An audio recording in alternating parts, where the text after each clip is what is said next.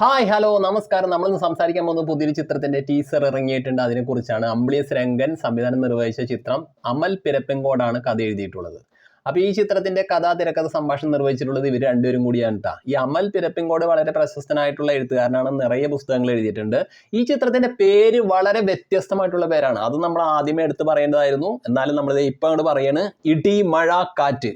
ഇടി മഴ കാറ്റ് വളരെ വ്യത്യസ്തമായിട്ടുള്ള പേരാണ്. ആരും പെട്ടെന്ന് ക്യാച്ച് ചെയ്യുന്ന ഒരു പേരാണ്. മൂന്ന് സംഭവങ്ങളെ പ്രതിനിധാനം ചെയ്യുന്ന ഒരു കഥയാണെന്നാണ് എനിക്ക് തോന്നുന്നത്. എന്തായാലും നമുക്ക് ഇതിന്റെ ടീസർ ഒന്ന് കാണാം.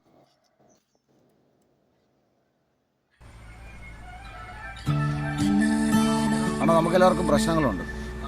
നാട്ടുകാരെ ഭ്രാന്തെന്ന് വിളിക്കുന്നത്. യേശു ഏറ്റവും നല്ല ആളായിരുന്നു. എന്നിട്ടും നമ്മുടെ ജനങ്ങൾ അദ്ദേഹത്തെ കുരിശ് കയറ്റി. കേട്ടാ, ഇപ്പൊ പറഞ്ഞു കേട്ടില്ലേ? അത് അടിപൊളി സംഭവമല്ലേ? വലിയ വലിയ ചിന്ത തന്നെയാണ്, വലിയ കാര്യം തന്നെയാണ് പറഞ്ഞത്. ശരിയാണ്, നമ്മുടെ ജനങ്ങൾ അങ്ങനെയാണല്ലോ, അങ്ങനെ ചെയ്യുള്ളൂ. യേശു എത്ര വലിയ ആളായിരുന്നു, എത്ര വലിയ മനുഷ്യനായിരുന്നു യേശുദേവൻ. എന്നിട്ട് നമ്മുടെ ജനങ്ങൾ ഈസി ആയിട്ടല്ല അദ്ദേഹത്തിന് കുരിശി കൊണ്ടുപോയി തറച്ചത്.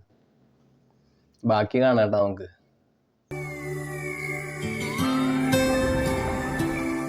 രാഷ്ട്രീയം എന്ന് പറഞ്ഞു നടക്കുന്നവന്മാരോടൊന്നും എനിക്ക് ഒരു യോജിപ്പില്ല. അച്ഛൻ പറഞ്ഞൊന്നൊരു രാഷ്ട്രീയമുണ്ട്, അത് വെച്ച് ഞാനൊന്ന് നോക്കും ശരിയാണോ തെറ്റാണോ. അത് കാരണം ഒന്നും അങ്ങനെ ശരിയായിട്ട് എനിക്ക് തോന്നാറില്ല. പിന്നെ എൻ്റെ തലക്കാത്ത് ഫുൾ ഇടിയും മഴയും കാറ്റുമാണ്. അതിന് നീയൊക്കെ ഭ്രാന്താണെന്നാ പറയുന്നത്. എന്നാൽ ഭ്രാന്ത് തന്നെ.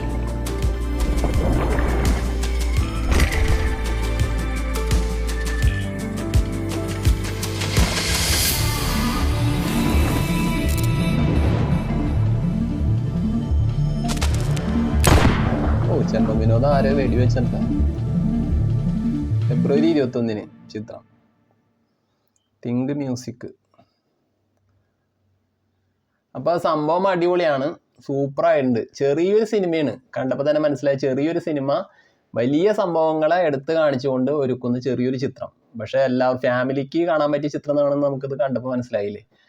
ചെറുപ്പക്കാരുടെ ഉള്ളിലുള്ള തീപ്പൊരി ആയിട്ടുള്ള കുറേ ചിന്തകളുണ്ടല്ലോ. അത് ഏത് കാലത്തും ചെറുപ്പക്കാർ അവർ പറയുന്ന നേരായിട്ടുള്ള കാര്യത്തിനെയൊക്കെ എതിർക്കാനായിട്ടൊരു സമൂഹം അവരുടെ ചുറ്റും ഉണ്ടാവും. ചെറുപ്പക്കാരെ എപ്പോഴും എതിർത്തുകൊണ്ടിരിക്കും. സമൂഹം അത് അടിച്ചേൽപ്പിക്കുന്നതാണ് ചെറുപ്പക്കാരുടെ മേലിൽ.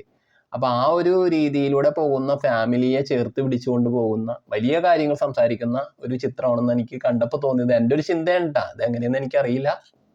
ഈ ചിത്രത്തിൽ ചെമ്പൻ വിനോദ്, സുധി കോപ്പ, സെന്തില്, അതുപോലെ തന്നെ ശ്രീനാഥ് ബാസിയാണ് നായകൻ എന്ന് മനസ്സിലായിട്ട് നമ്മൾ കണ്ടപ്പോൾ. അപ്പൊ എനിക്ക് തോന്നുന്നത് ശ്രീനാഥ് ബാസിയും ചെമ്പൻ വിനോദും സുധി കോപ്പയായിരിക്കും ആ 3 തട്ടുകളായിട്ട് കഥാപാത്രങ്ങളായിട്ട് വരുന്നതെന്നാണ് എനിക്ക് തോന്നുന്നത് കേട്ടോ. പിന്നെ അതേപോലെ തന്നെ ഇതിന്റെ എഡിറ്റർ മനോജാണ്. പിന്നെ അതിൽ ഗാനങ്ങളും മ്യൂസിക്കും ഒരാളാണ് ചെയ്തിട്ടുള്ളത്, ഗൗരി ലക്ഷ്മിയാണ്. അപ്പൊ നല്ലൊരു ചിത്രമായി മാറട്ടെ. തിയേറ്ററിൽ തന്നെ എല്ലാവരും പോയി കാണുക. ഞാനും തിയേറ്ററിൽ പോയി കാണുന്നതായിരിക്കും ഈ ചിത്രം. അപ്പൊ എല്ലാവിധ ഭാവങ്ങളും നമ്മുടെ ഇടി മഴ കാറ്റിന് നേരെയാണ്. അപ്പോൾ ഓക്കെ, ടാറ്റ, ബൈ ബൈ.